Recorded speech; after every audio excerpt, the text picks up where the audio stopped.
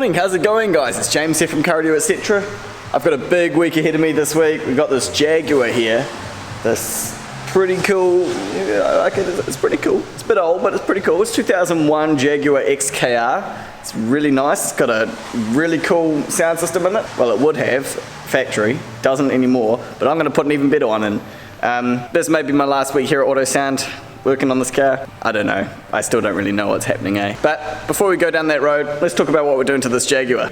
Should I show you what's in the car first? I'll show you what's in the car first, and then I'll show you what I'm doing to it. So this is the same customer, if you remember, who had that MR2 that she brought it in, and I removed a whole bunch of stuff, and also the same customer brought in that Volkswagen convertible, and I put some stuff in that. So at the moment, down here we've got this Pioneer, real basic CD player. I don't know if that's where the factory stereo was or if that's a fitting kit, but it looks like this would have been part of the factory system. I'd say it's for navigation or something. It doesn't seem to do anything, but yeah, these Jaguars came factory with a full Alpine system. The Alpine there, that is a tweeter behind there. There is also a tweeter up there and a mid-range there. And then, I don't really know what this is, but over on that side there, there is a little grill there. It looks like a tweeter grill, but it's obviously not because there isn't one on this side. And then there's a grill up here as well, which I'm guessing is going to be, oh, turn the lights off, you might be able to see. Can't because the door's open. That grill there, I believe, will be for microphone or something. It also has steering wheel controls. Whether or not I'm going to be able to get these to go, I do not know. It's a maybe. So yeah, like 3 ways in the front, singled in there, steering wheel controls, and just coaxials back here. Like, what's cool, what I do like about this is they put the speakers behind, right in the middle of the screen there, you see that piece of carpety stuff. So they've actually done a real good job of hiding the speakers behind what simply looks like a kick pad. That's the grill, so that's quite cool. It also has, if you can see just there, that is the factory 8-inch Parcel tray subwoofer, for which the amplifiers of all of this will have been in the boot, but they're not there, and I'll show you. Because I believe what has happened is whoever installed this Pioneer stereo did their own little amp bypass. Basically they just took the input signal wires that are down at the amplifier and the output of the signal wires, twisted them all together and hoped that that would work. And I mean, we do have some sound, no AM because they haven't got the aerial remote connected, so the aerial's not going up. But we do get some sound. See? We should be able to get AM when it's all said and done, if I can get the aerial going, because if I touch this, that's just using my body as an aerial, so we know that the aerial is hooked up down at the stereo there, and that this is working fine. So as long as I can get this to go up and down, we should be good for reception. So that's all that. Let's show you what was in the boot. Oh, she's already got a panel off for me and everything. There's the battery. So, oh no, you can't see it. Behind that wall there is the factory subwoofer, just a parcel tray loaded one for a year. And then right in here, this slot here is where the factory amplifier would have been. That's what those plugs you can see here are. There's a bit of a nasty twist up job done there. And there also would have been a factory CD player of some kind in here, a CD changer I'd say, maybe a TV tuner, some other stuff, I'm not sure. But basically, yeah, this is where I'm going to be putting my new amplifiers, which I'll show you now. A while ago, if you remember the MR2 job, I took some PDX amplifiers out of it, and that's what's going to be going into this car. So here we got her two PDX amplifiers. I believe we've got a PDX 4.100. So these are the older style ones, not the brand new ones. But it's a 4.100, so obviously 4x100 watts RMS. And a 1.600, so a 600 watt RMS subwoofer. And those are hopefully going to stack on top of each other like this, in the boot there, in that factory location. That's what I think will look real good. Stereo that I'm putting in, Alpine CDE 163 EBT. And then speakers, these are what I've been looking forward to doing, because I've never, as strange as it is to say, I've never done a set of Alpine Type X speakers. So I'm quite excited to do them and see what they sound like. Reason we haven't done them is probably just because of the price point. If being totally honest, I mean, I haven't heard these yet, so hopefully they sound really good. But these two-way components retail here in New Zealand, I think were about $7 or $8.99, so like 900 bucks. And for 800 bucks, you can get yourself a set of Focal three-way flat speakers, and I love those speakers. So price-wise, the Focals are almost better than Alpine. So that's why we haven't done them before. But yeah, I wanted to go all Alpine. I was going to have a full Alpine system going into this car until I went to order the subwoofer. I was going to do a slimline Type R 12-inch in the boot, and then the supplier said, oh, they're discontinued. Okay, sure, okay, cool. so we can't get one. So what we're doing instead is this Pioneer IB flat one, which is also a very, very good subwoofer. It's just unfortunate that it doesn't say Alpine on the front of it, but you know, that doesn't really make a difference. So yeah, CD163, XS65C, XS65, Pioneer TS SW301 S2. The rain's starting up again.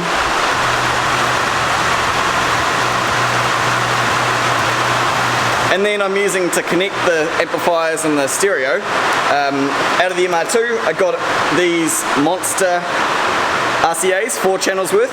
Those are very good RCAs, so I'm going to use them again. And then for the subwoofer channel, I'm going to use this Rock and Foldscape set, because that's the only other good set we have in stock. Okay, we've got more of these, but we've only got 3 meter ones, and these need to be 5 meters to go to the boot. So yeah, that's the plan. It's going to be a big week. Oh, and that's the other thing I didn't mention. I have to build a custom subwoofer box. Yay. I have to build a subwoofer box for that 12-inch to hopefully go in here on the left side. No, I will not be fiberglassing it. Sorry if I'm talking loud, I'm just trying to talk over the rain. It's just going to be like I've only got a week to do this. I haven't got much time at all. And well, actually I've got less than a week, because Tuesday for me is completely booked out with other jobs. So I've only got 4 days to do this. It's going to be in there somewhere like that. That's the plan. Good thing is the battery is at the back here, so I don't have to run hardly any power cable. So that's good for me. I'm not going to be running new speaker wires, because there's already wires run from the amplifier location to the speaker location. So there's really no point in me running new speaker wires. It would just be a lot of extra effort and time. So really, the only other jobs I have to do that are the hard parts, apart from, you know, doing the main part of the job, are maybe looking at getting the stereo controls going, trying to get the aerial to go up and down, and I may or may not disconnect or remove the factory subwoofer from the tray. That might allow that hole to be a port to allow sub bass to go through the boot into the cabin. Maybe. And as for the crossovers, fortunately they are nice little small ones like the Type Rs, so they can just go in the doors. Are you going to go for a coffee run? Yeah. Could I get a tall one? That tall is like they're large, but not the super large size. Need the extra caffeine today. So today, what I think I want to start on is probably the speakers. I think I want to do the speakers today, guys, because once I've got those done, they're kind of out of the way. I don't have to worry about running wires to them or anything like that. I can get them done, get them out of the way, and then after that, I can start looking at taking stereo out, dismantling more of the car, running some RCAs and a remote wire and all that stuff, and going from there, I think. Yeah, that sounds like a good plan. I think I'll start with the front ones. I may not get the back ones done, because the back ones are behind those quarter panels, which are behind here, and taking those off, well, it may not make sense to put them back on before I've run the RCAs anyway, so I might just get the front ones done today and then start taking some of this car apart. But either way, I need to stop talking at the camera and start doing some work, because I talk too much. But yeah, real quick before I start, I feel like I should mention this. The reason our shop is in just an absolute mess at the moment, everything is all over the place, messed up, and everything is super, super dusty and got crap all over it, because we've had builders in. You remember those builders from a week or two ago? They've been doing more work, and all of our stuff is just covered in dust and grit and like, couldn't have put some drop sheets over all my tools. No, we just got to leave it all covered in dust. I've already cleaned all this up, by the way. Like, this is after I've gone and cleaned it all and put it all back to where it was, but like, there's just crap everywhere. And so what they've been doing is putting these great big massive grey steel beams up everywhere, and those cross diagonal bits just everywhere in this room. These corner pieces, whole lot of it up in this roof, lots of structural strengthening. This thing over here, that is no cars coming through that door. Like, heaps of work. Lots and lots and lots done. Structural strengthening because of the whole earthquake scenario that we had here in 2011. Finally getting around, the landlord is finally getting around to getting the place strengthened. And now, what are they supposed to, this, from an engineer that we spoke to, who was actually a real smart guy. He was the one who, he was in charge of kind of like the health and safety, as opposed to being in charge of the workers. He reckons this place will be able to withstand like an 8 magnitude earthquake now. And when I say that, the way they're going is they want buildings to be able to withstand earthquakes to the point where you can walk out of them safely. It doesn't mean the building's going to be usable after the earthquake, but they need them to stay up so people can actually get out. And the most interesting thing I found out from that guy while we were talking to him was that apparently hospitals, because you can't just like wheel everyone out of a hospital, everyone has to be able to stay in hospital safely. And they can withstand like a 12, 13 plus magnitude earthquake, like unheard of strength earthquakes that would crack the earth in half. Hospitals can, like our hospitals anyway, can withstand those apparently, because they're on isolators on the ground. Like the whole hospital is sitting on giant rubber feet, and the whole hospital sways with an earthquake and basically doesn't crack or anything. But anyway, onto the job. Fortunately, I do know how to take these door cards off. When she brought it in, like to find out quoting and stuff like that, since it's a Jaguar, we don't do many Jaguars because they are just heavily complex vehicles, and the word Jaguar scares us. So I had her bring it in, you know, beforehand, so that I could take this door apart, see what was in it, see if the speakers I wanted to do were going to fit, basically do a preliminary check. So fortunately, I do know how to take this apart, if I can remember. I've got to first get this rubber thing out. And it's actually hard to get, like, this is pretty simple Jag-wise, and then there's like this, it's really hard to get at, but how did I get it last time? Let me get this panel off from behind here, which is a mission on its own. There we go. That was just pushed that way, and it's just held on with one pop. I wonder if, I don't know if this is factory or not, but like, because that's, I don't know if that's factory upholstery. Seems a wee bit, I don't know. And then there is a screw there, holding this in, which I'm about to lose. There we go, screw. There's another screw here. Now this thing, cover at the back here, which is really hard to get under, so you need this. Got it. That's a machine screw, and then this whole thing, bolt out of the way, come out like that. Cool. Now there are more screws, there's one there. Actually, which ones of these actually need to come off? There's not all of them, if I remember rightly. Because there are screws down here, but I don't think they need to come off from memory. Can't take this little thing off. Here's the factory tweeter. Oh wait, that's right, this has to come out. Forgot about that. This little thing has to pop up out of here, like that. Unplug this, and then there's a screw here. And I think the whole door just pops off. Yep.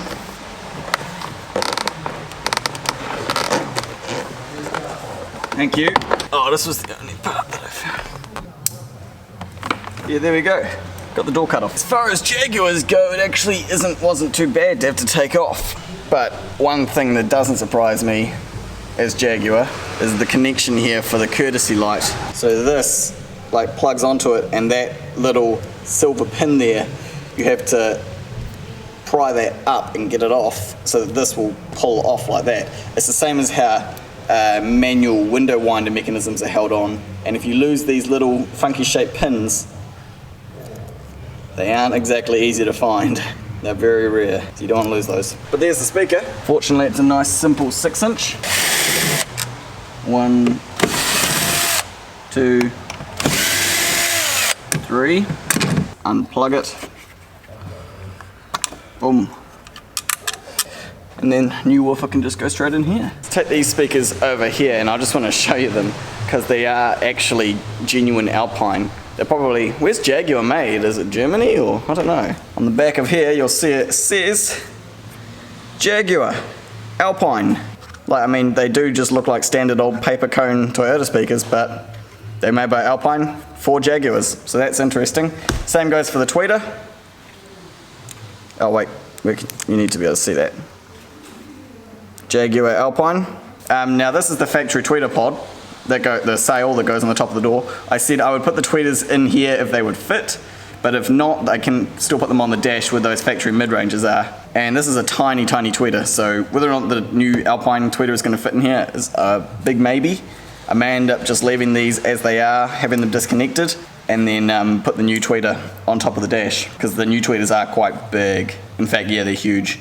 That's not going to fit in here really, is it? No chance. Something I just wanted to show you guys that I found really interesting.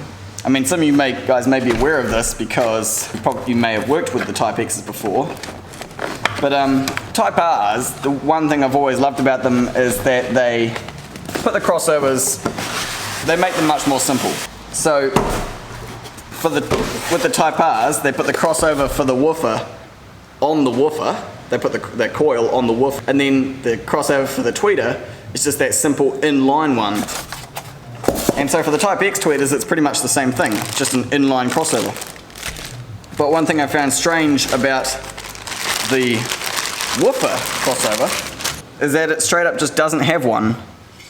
There is no crossover or bass blocker, tweeter, treble blocker anywhere on this thing whatsoever. The terminals go straight to the Fabian wires, which go straight into the voice coil there. So I can only assume these woofers are meant to play full range, because there's no woofer output of the crossover, and there's no coil anywhere on it. There's no crossover anywhere on it to stop treble playing. So I think these are meant to play full range, which I find very, very interesting. Quickly, I should talk about these because I think they're awesome. I've never done, as I say, I've never done a set of these Type X's before. First thing I found when I pulled these out of the box, cast basket. Very, very nice. Not plastic like the Type Rs, not stamped out metal. Cast basket. Cast aluminium, I'm guessing, because they're quite lightweight, but nice and thick, good meaty materials. Obviously the nice neodymium magnet there. Interestingly, they copied Rockford Fosgate with their terminals. I wonder if I can show you. So they went for the, they put the positive terminal on the negative side, and then the bigger blade terminal on the positive side. Normally this is the size you would have for the positive on speakers, and then there'd be a smaller one here. But they decided to copy Rockford and go for the two bigger sizes. So that's interesting. But yeah, very, very nice so far. I haven't heard them yet. I noticed they have a dust cap, no phase dome, so that piece there moves with it. So that's a dust cap. And then the tweeters, comparing them to the Type Rs, they seem relatively similar. They don't deconstruct as well as the Type Rs do. They just come apart like that. And then to get the tweeter out of this cup, you have to like get a screwdriver in there and release tabs and stuff. And I'm pretty sure as soon as you do that, the dome of the tweeter will be completely exposed and there'll be no grill over it. So you're probably best off just to leave it in this housing. And I notice it doesn't actually come with any other mounting hardware for the tweeter at all. It comes with some double-sided 3M things and a bunch of screws. Hey, that's cool. I haven't seen that before. Tiny little Alpine stick-on emblems. That's cool. I'll be able to stick those somewhere on the door. Those are 3M adhesives for the crossovers. Yeah, they don't come with like any mounting hardware for the tweeters themselves. I guess all you would really do is either put a screw through the back of here or stick it on somewhere. But yeah, there's no hardware for flush mounting them. Something I just figured out that I think is useful to me. I think I've worked out that the amplifier that would have been in the boot of this, the factory amp, would have been a two-way in the front, like active, if you know what I mean. So this here is a separate channel, and this here is a separate channel, but that is not. So what I've worked out is that this and that, those are joint. They're straight to one another, so there's like, they're the same wires, but this is different. The way I worked that out is it go like this. So I've got my test battery, and if I put my test battery into the woofer wires here, there is absolutely no sound whatsoever. So it's not really going to any other speakers. But if I put it in the tweeter wire here, you can hear the tweeter on the dash going.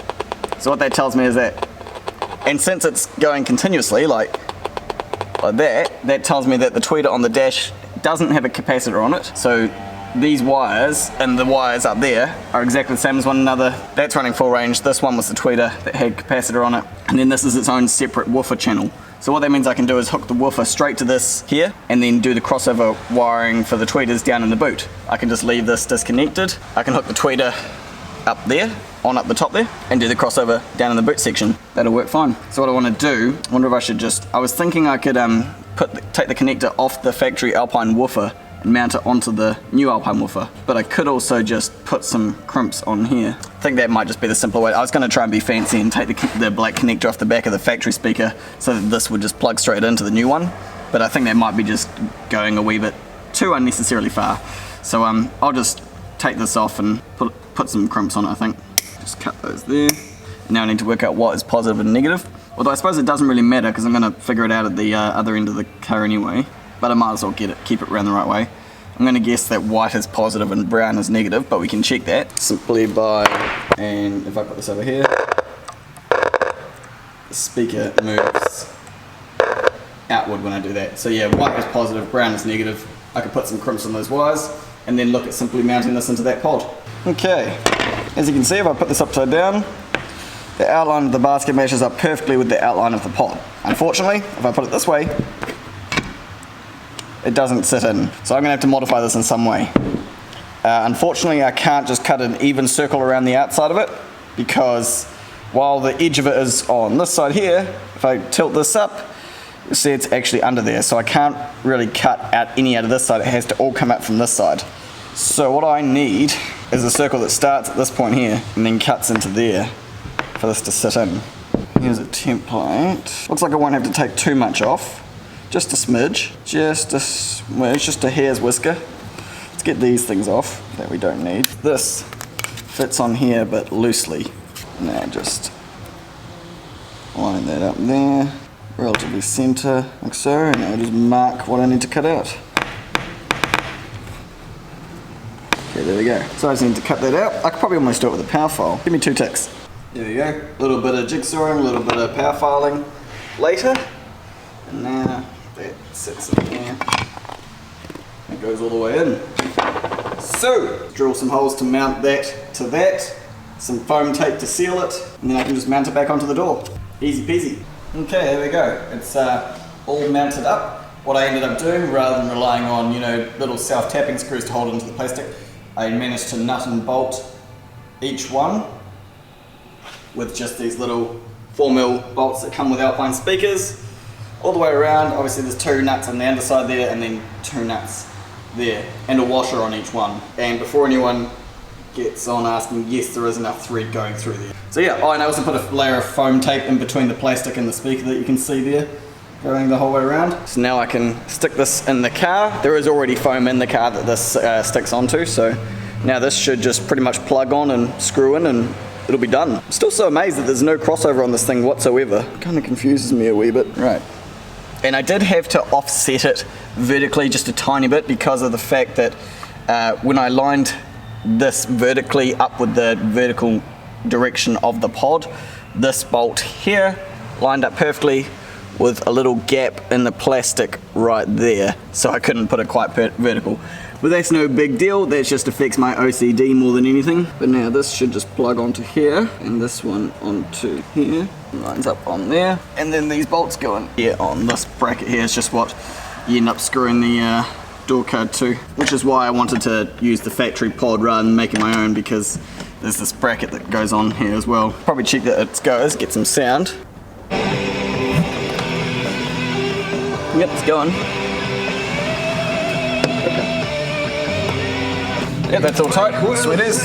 So what I can do now is put the driver's door card back on and simply not connect the factory tweeter back up. That'll just stay disconnected, and then obviously the new tweeter will go up on the dash location up there where the factory mid-range is. By the way, I did think about doing Focal Flex 3-ways into this, but those are a lot beefier, the crossovers are bigger, there's a lot more wires that need to be run and everything like that, and that would have presented a problem as well, because after I took off that pod, that's why I got it to come in so I could look at this.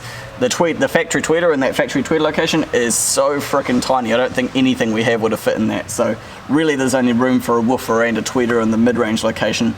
The factory tweeter location is just too small, so that's why I didn't do those. And also because she really likes Alpine, so Type X. Let's put this door card back on. Do need to just move some of these pop pin things around though, because not all of them are here, so you have to use what is already in the door in an efficient way. Take the broken ones out. That one. And that one. I think I'll move this one here.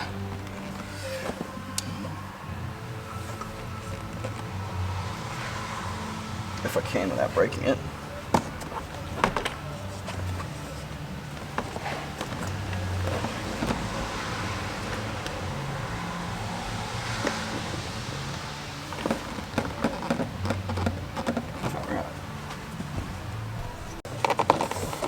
Now let me just check whether or not this has to go back on first. I don't think it does. I think you do this after, by the look of it, yeah. Pop, pop.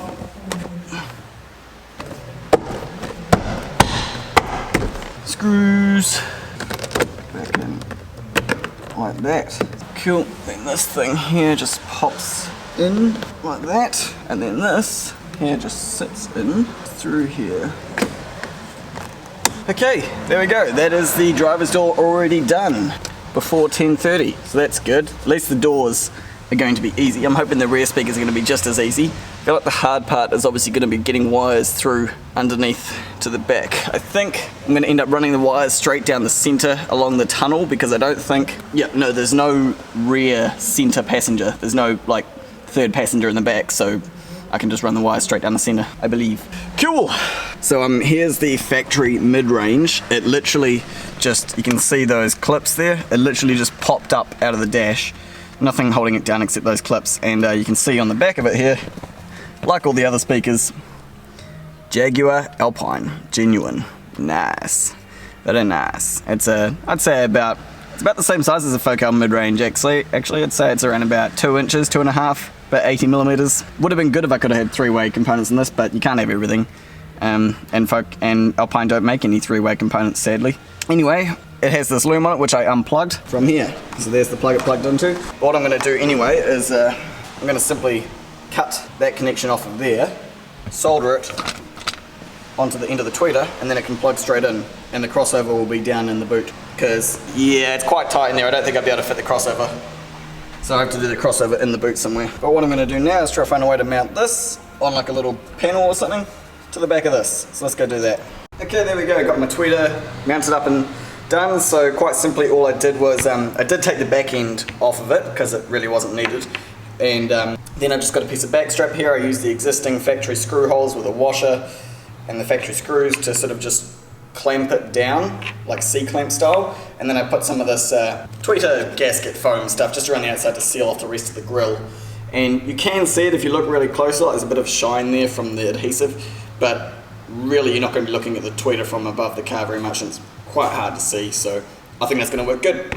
And then I just cut and soldered on and heat shrunk the connection for the clip, so that'll just plug on. That's the tweeter's done. This, if I can do this all one-handed, should just plug. Focus on the thing, please, camera. There we go. Now I've got to stuff all this back down. Just get stuffed in.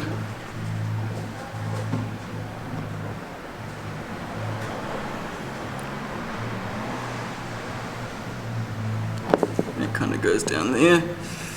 And then this just clips in, it should do. There we go. That's the tweeter done. Just don't turn the key on because that's hooked up to full range at the moment. In fact, what I might do is just take the faceplate off the stereo so that if I accidentally do turn the key on, no sound comes out, because I don't want to put full range through that nice Type X tweeter just yet, or ever, because I haven't got the crossover hooked up yet. Cool, so that's that one done. So that's the front right hand side completely done, guys. Not too bad, it was actually quite easy.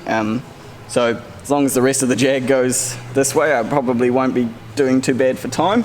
I'm gonna quickly whip out, quickly jump over to the left hand side, get that side done. I won't film it because you've seen me do this side and it's the exact same thing. So I'll get that done, and then we'll move on to the back speakers, which will be a bit more interesting because I have to take off these great big rear quarter panels. So we'll see how that goes. So yeah, I'll do that now.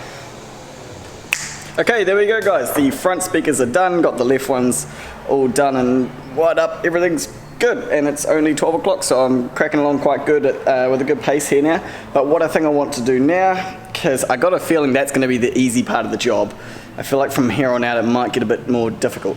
But what I want to do is start sort of stripping the car. I want to completely strip out the whole boot, the rear quarter panels, the rear seats if necessary, maybe the parcel tray, and maybe get the head unit out of its slot as well. Yeah, that's what I'm going to start doing now. I'll start taking it apart. Yeah.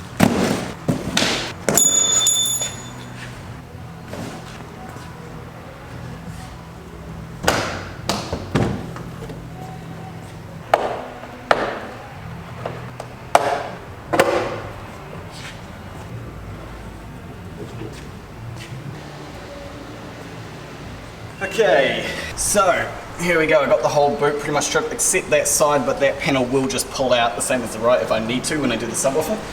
But here's the bypass that I was talking about. Let me just get a knee pad. So here is some kind of bypass that the people who have done the stereo have done.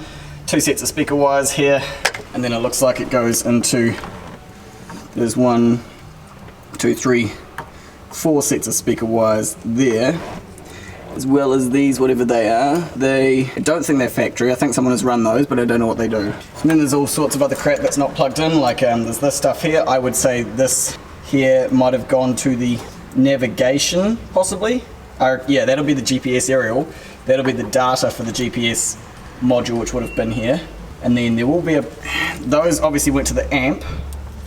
There will be a plug somewhere, like there's these ones as well. I reckon these might have been the CD changer. These were just sort of looped up in there. So anything that's not being used, I'm going to try and take out. That's because this is a Japanese one. I think this whole module could actually probably come out, because like this here comes from that. What does that say? Alpine Electronics Incorporated Jaguar 4-channel diversity. That could be to do with the aerial, I'm not sure. To do with diversity tuning. 4-channel diversity tuning. That could be a TV antenna module of some kind. Don't know. All I know is that this cable coming out of it isn't connected to anything. And I think, yeah, and this one isn't either. That comes out of there. So, I don't know, I feel like I could probably get away with taking this out. What is under this box, I wonder? It's like maybe the TV tuners, the radio tuners down there. But anyway, let me spend some time in this area and I'll try and tidy it up and work out exactly what everything is. Oh, there's a grommet right there. Oh, what's this meant to do? What the hell? This has a grommet on it and a big rubber waterproof plug. That looks like it's meant to go through a hole in the car somewhere and out to the outside of the car to plug into something. I don't know what that is. It's weird. Also, I'm going to try and fix up the electric aerial and see why that's not going, because I don't know why it wouldn't be, but it isn't. Anyway, hopefully it's just a case of the remote having not been connected up the front of the car. But anyway, I'm going to spend some time back here and try and figure out what some wires are and tidy stuff up. Okay, chugging right along, guys, making some good progress. Figured out pretty much what everything is. By the way, there were 2 more big module things stuck down here, which all these were plugged into. And I knew I could take those out because of what it said on them, and it had these 4 telltale, oh, it was only 3 telltale TV aerials, and that's what it was. This is all TV related stuff for the factory screen up the front, which doesn't go. It didn't go when it came into the shop, so I had no fear unplugging all that stuff. And I followed it back as far as I could, but it does go back into the factory loom. Obviously it was all installed from the factory, so unfortunately I can't take it entirely out, but I can take all the modules out. This module here was able to come out. That was the TV tuner. So there's that. Those unplugged from the thing that was here, they part of the car's loom, so they stay there.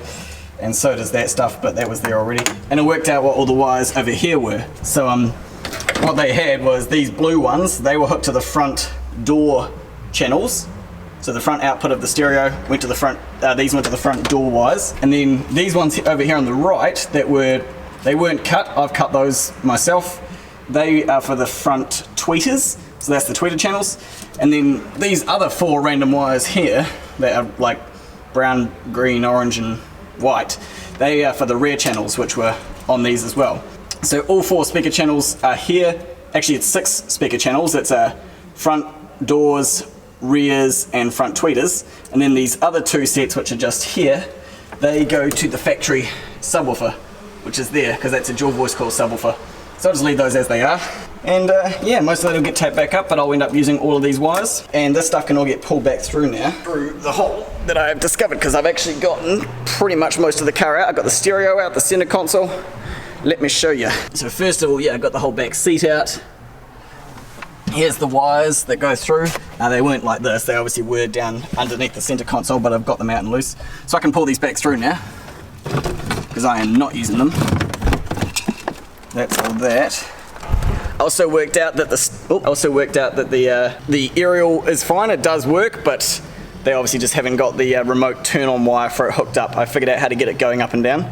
So if the wire for it isn't up here, worst case scenario is I can always cut the wire that turns it on down there, and maybe I'll have to run a wire to power it or something like that. Or actually I can just use the remote wire. No, because the Alpines have a separate remote wire and aerial wire. So anyway, here's all the ugly mess of wiring. They just ran it. They didn't loom it or cable tie it or anything like that. It was just tucked down under the carpet. But how the stereo was in was very interesting. So first of all, obviously got the stereo faceplate off. This thing here then just pulled straight off.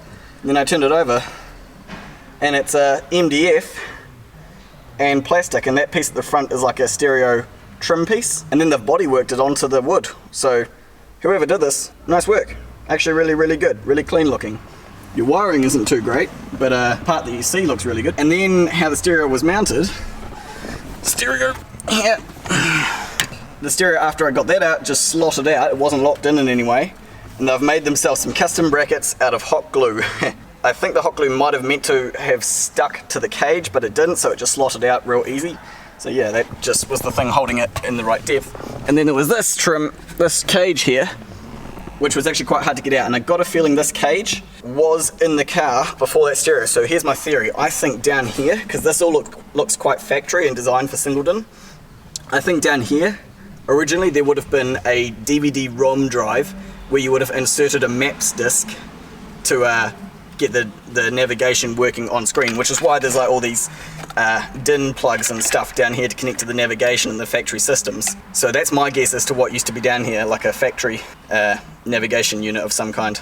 I'm not sure how it all looked originally. Obviously this thing here is custom, but yeah, that's my guess. So I'm not sure what I'm going to do yet for mounting the stereo. I might end up making myself some custom Singleton brackets, or I might do something similar to what they did. I'd rather not use hot glue. I'd rather have the stereo secured in there in some way, but yeah, that's when I'll do that when I get to it. But now I can pull all this wiring out. Focus, stay focused, camera, thank you.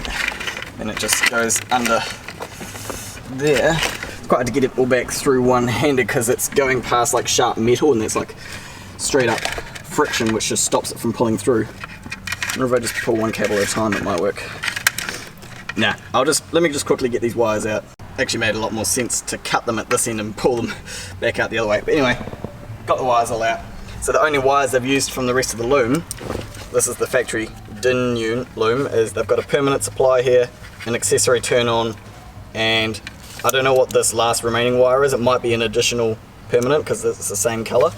And then this is the ground here. And then obviously you got, that might be for the CD changer, I'm not sure, or the DVD unit. Actually it might go, that probably goes straight to the TV tuner or the navigation unit.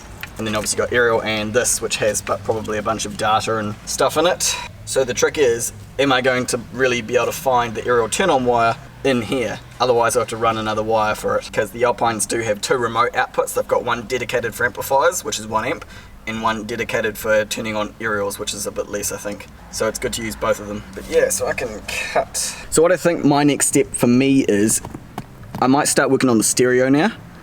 That way I can get that in, start running the wires backwards, find maybe a more suitable hole to go through for those, and yeah, go from there. And also at some point I need to get these big side panels down so I can do the rear speakers, which are behind there. And if I want to take out the factory subwoofer, take the parcel tray off as well. One thing I'm thinking probably, unless I find it in this yellow plug here, isn't going to be possible, is the steering wheel controls. Because typically when you have a car where it's modular, where you've basically just got a display and then separate boxes and everywhere with wires running all between them, typically the steering wheel controls, the wires for them will go somewhere down the back, so I would have to find it down there. And the other thing is, if it's CAN bus, there's no way it's going to work, because we've got the ASWC1. I don't think the Jaguars are listed in it.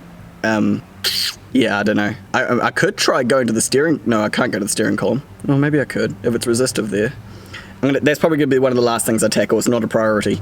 But anyway, I'm going to start doing some stereo wiring, I think. And yeah, I'm going to put the microphone up. Yeah, I'm going to try and figure out which wire is the remote turn on, remote wind up for the aerial. Yeah, just thought I'd show you this because I figured it out nice and easily and quickly. I'm actually surprised how nice this Jaguar is being to me. Looking for the turn on wire for the aerial, so I figured out how to get it going up and down. There's a wire in the plug. There's 3 wires in the plug: permanent, ground, and another wire which is floating. So typically what that means, is that wire will be the turn on wire. So I put power on that wire. Sure enough, the aerial goes up, take it off, the aerial goes down. Looked at the colour, it's a green with a black stripe. Looked in this loom here for a green with a black stripe. Now I need my test lamp to be on the permanent here. And I found one right here, so if I put on here, can you see it? It's going up, now take it off. It's a bit slow, so it takes a while to go back down.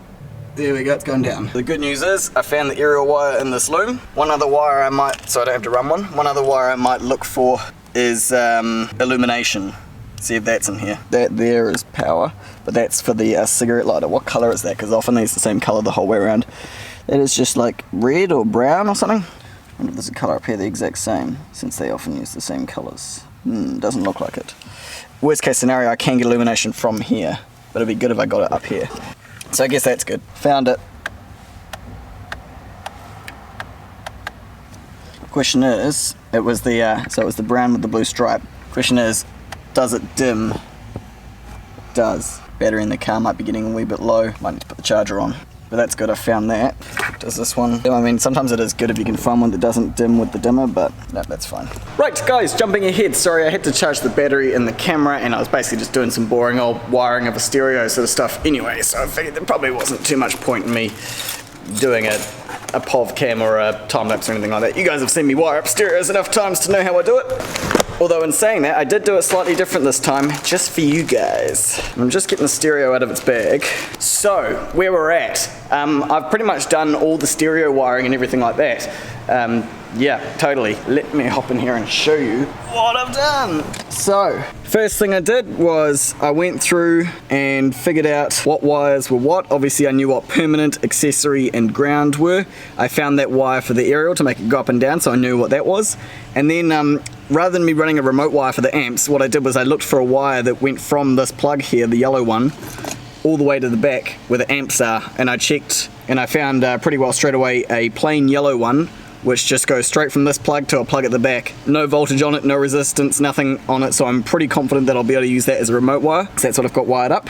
And then after I'd done that, I started soldering all the wires together, and just for you guys, because I know you love it, because I know you hate electrical tape, I heat shrunk everything. Everything is nicely all heat shrunk up, no electrical tape in sight, except for that one piece there, which is, I'll explain that later, just that one, but everything else is heat shrunk. And then I've Tessa taped everything out, and so what I actually ended up doing was, because we had all these plugs and everything coming out of here, I managed to remove the wires that I needed, like the remote wire, the aerial turn-on wire, and illumination, I found that one, out of the loom, so this, and get it back out of the hole here. So this stuff used to be coming out of this hole, but I managed to backtrack it back down here, reloom all this up, remove the wires I needed from it, reloom this, and now this stuff is totally unneeded and unnecessary, and I can have it tucked down under the carpet here, and then all the wires I need are coming up out of here. We've got all the wires for the head unit, obviously we got accessory, permanent, ground,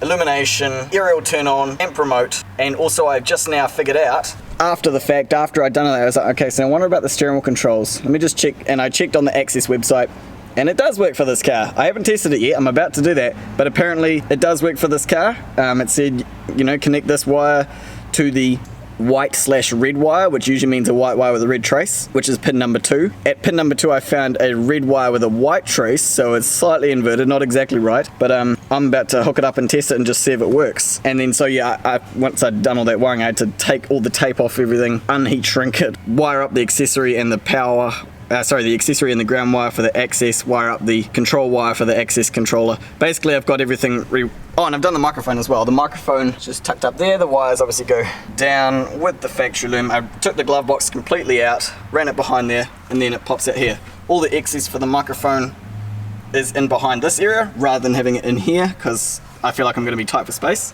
and I like to have as much as I can. And the only thing I haven't loomed up is the ace wick, just because I want to check that it works before I go looming everything up. So what I'm about to do, I've already checked that I know my powers are right, what I'm about to do is plug in my stereo and see if this Access module is going to work. Oh, let me see if I need to, if this is the first time it's being installed, turn the ignition on, the LED will start flashing, push and hold the volume up button. Okay, yeah, I'm pretty sure it's a resistive thing. Oh yeah, I was quite pleasantly surprised to find that the wires, the one wire for steering wheel controls was in this plug. I was quite surprised by it, because as I say, I feel like this is just for like a DVD-ROM unit or something, but I don't know. I suppose, oh, I don't know, but it's there and I'm going to try it. So I need to hold volume up while I'm doing this. So let's try and set you guys up. Yeah, let's plug the stereo in. We're not going to get any sound yet, because obviously there's no amplifiers and the speaker wires aren't hooked up to anything. That one's the microphone, that one is the remote controller, that is the aerial. Let's turn the key on and hold volume up. It's gone solid red, that's a good sign, that usually means it's worked. Alright, volume up. Yes, volume down. Yes. Source is working. Seek up is working. Okay, that's all. Oh my god, they're all working. Holy shit. Wow, that's great work. Okay, so the steering wheel controls are working. That was a lot easier than I thought it was going to be. Huh. Okay, there we go guys. Test successful. AceWick works well. Everything's working. I even tested the illumination and found that the dimming worked even if the manual dimmer was all the way at its minimum, so that's good. Alpines are nice and sensitive. Yeah, everything's wired up, ready to go. Oh wait, I haven't put the RCAs in. Probably should put those through first before I think about mounting it. Yeah, I'll quickly loom those up, chuck them through this side of the hole, because on these Alpines the RCAs are over on that side, and then they'll drop out there and I'll start running them. Cool! Okay. Got my 3 sets of RCAs loomed up, just in case I forgot to explain this earlier. We got 2 sets of this nice monster XLN RCA, 2 channels. What are they, 5 meters? These came out of the MR2, which is why I'm using them, and they are being used for the speaker channels, obviously, because they're very, very good at repelling noise and that kind of stuff. And like, unfortunately, I don't have a 3rd set of these in stock that I can use for the subwoofer. We've only got 3 meter versions of these, and we can't get Monster anymore, unfortunately. So what I'm using instead is the Rockford Fosgate 17-foot RFIT20, I believe, or 20-foot RFIT20, I believe. So these will be good enough for the subwoofer. And these Monster ones are directional as well, so I've made sure that I've got the direction of the sound flow going in the right direction. And what else? I've also written on the side here, it's going to be real hard to see on camera, but I've written rear and front on these so I know what I'm hooking up at each end. Now I just need to get this into the stereo cavity. It shouldn't be too come up through that hole there. Might try popping this off, just make it a bit easier. There we go. Now there is a nice big hole for these to come up, just like that. Okay, so now that I got these through, I can start looking at trying to mount the stereo in there, which I will figure out. There you go guys, I got the stereo in. It's not wired up or it's not connected or secured yet, but I've got the mounting system figured out. So just to show you, this piece literally does just come off like that. And then what I've done is I've found a set of brackets in our spares bin. I'm not really sure what they're off, but they line up pretty well for depth wise. So I did have to cut the ends off these top wings a wee bit just because they were a bit too wide. But yeah, it fits in there well, so all I need to do now is mark a couple of holes, or 4 holes, drill them out, and then figure out a way I want to screw it in. I'll either just self-tap or maybe put some, what do you call it, speed clips in there to secure it. This literally just, whoops, goes in there. And then just, well, this will be way better than just slot mounted into a cage that doesn't even lock in. Now I can just drill those holes. And these speed clips, they're quite far around. They'd have to be really long speed clips. And I won't be able to get any nuts around there. I think I'm just gonna have to self-tap them. Just use some basic self-tappers just to hold it in. Now the fun part, I get to actually put the stereo in for the final time and try and make all the wires fit in there. Let's get these wires back out of here. There's our main harness, and our AceWick is our RCAs. Stereo, microphone, remote, aerial jumps across to this side like that. I'm just going to try and shove the AceWick down the back somewhere. Or maybe directly under the stereo will be okay. RCAs, now these, let's get these right. Front, rear, then sub. The subwoofer is the Rockford Fosgate one. They plug in there. Right, rear, this one says rear on it, so that left, there we go. All the RCAs and everything plugged in. And this stupid thing that no one ever uses because no one uses those types of connections anymore. So I don't know why Alpine bothered to include them, but you know. Now I have to get it all back in the hole. Fun part. See how much of this just straight up gets in the way. Oh, it's all the way in. Yes.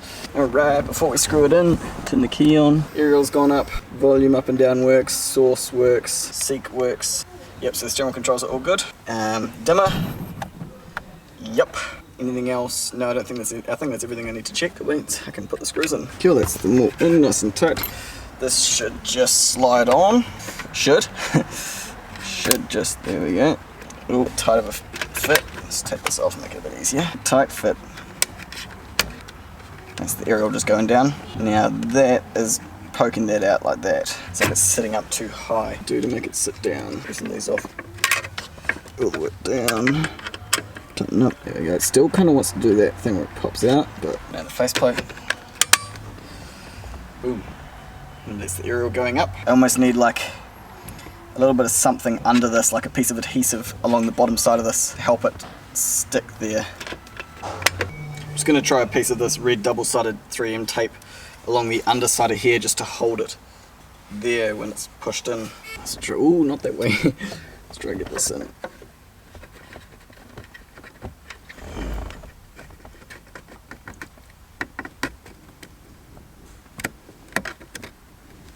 Oh, I think that's working. It's holding it in. Just enough friction to stop it from wanting to pop back out again. Perfect. Nicely done, James. Doesn't look too bad. I mean, yes, the stereo sticks out quite a lot, but as soon as you take it off, it's nice and flush up there. It's just, I wonder if we can get AM. Let's try and see if we can get an AM station. And seek up. Yes, we got 612. That's a very weak station. Yep, we're getting it all. So the aerial's working fully. Sweet as. Okay guys, well I think there is a good point to leave it. It is 10 to 5. I have to go in 10 minutes and I want to do a wee bit of tidying up so that I'm ready to go tomorrow morning.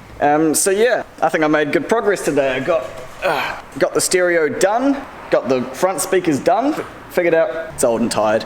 I figured out what all the wiring deal is down the back, so I'm ready to go and do that tomorrow. Tomorrow I'll be running, actually no, sorry, I'm not working on this car tomorrow. I've got a whole myriad of other jobs tomorrow, so make sure you tune in for that because that's going to be an interesting video. Yeah, so I'm happy with the progress I made on this today, guys. Make sure you tune in every single day this week because I've got a lot to do. This car I'm working on Wednesday, Thursday and Friday. Tomorrow is a busy day with other cars. Remember to give my video a like if you enjoyed it, share it around with your friends. If you know anyone with a Jaguar, be like, look, you can do this to it.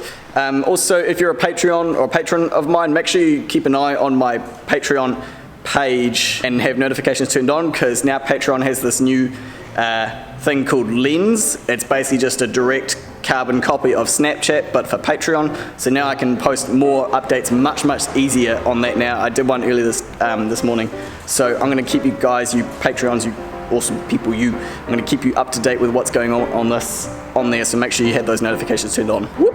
Thank you guys for watching, choose to be happy, and I'll catch you in the next video. Kite Ano.